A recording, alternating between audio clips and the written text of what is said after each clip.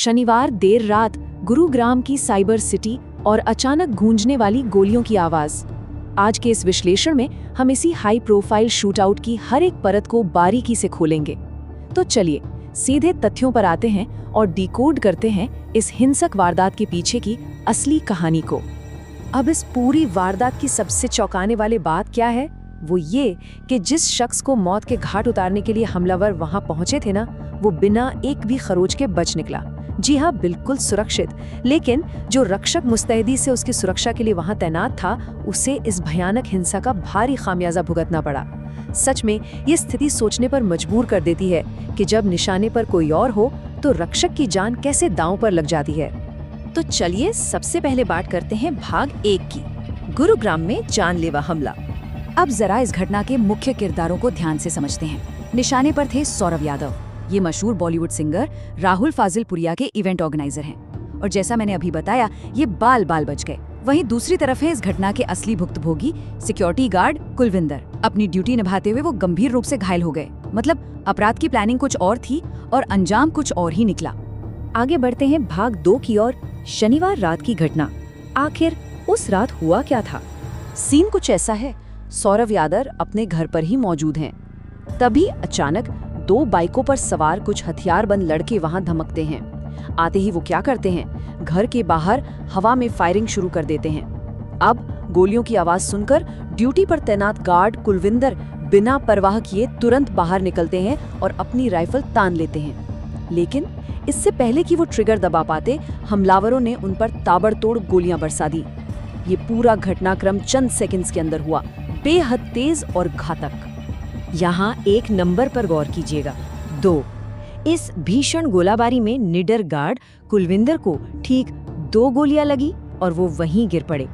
आनन फानन में उन्हें तुरंत पास के अस्पताल ले जाया गया, जहां उनकी हालत अभी भी बेहद नाजुक बनी हुई है और वे जिंदगी की जंग लड़ रहे हैं। अब आते हैं भाग 3 पर, गैंगस्टर की धमकियां। इसके पीछे का असली बैकग्राउंड क्या है? देखिए, इस पूरी कहानी के तार दरअसल देश से बाहर जुड़े हुए हैं। कुछ ही दिन पहले की बात है, विदेश में बैठे कुख्यात गैंगस्टर दीपक नांदल ने सौरव यादव को जान से मारने की खुली धमकियां दी थीं और ये आजकल एक बड़ा ही आम लेकिन बेहद खतरनाक पैटर्न बन गया है। विदेश में बैठो और फोन या इंटरनेट के जरिए स्थानीय कारोबारियों या जानी मानी हस्तियों में खौफ फैलाकर अपना साम्राज्य चलाओ। और एक बार फिर वो अंक 2 लौट कर आता है। गैंगस्टर दीपक नांदल की इन धमकियों को पुलिस ने हल्के में नहीं लिया था। गुरुग्राम पुलिस ने एहतियात के तौर पर सौरव यादव की सुरक्षा के लिए 2 हथियारबंद सुरक्षाकर्मी तैनात किए थे। कुलविंदर उन्हीं में से एक थे।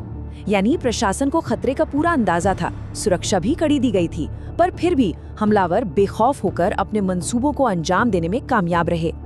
चलिए अब रुक करते हैं अपने आखिरी हिस्से, भाग 4 का, पुलिस की कार्रवाई और इसका व्यापक संदर्भ।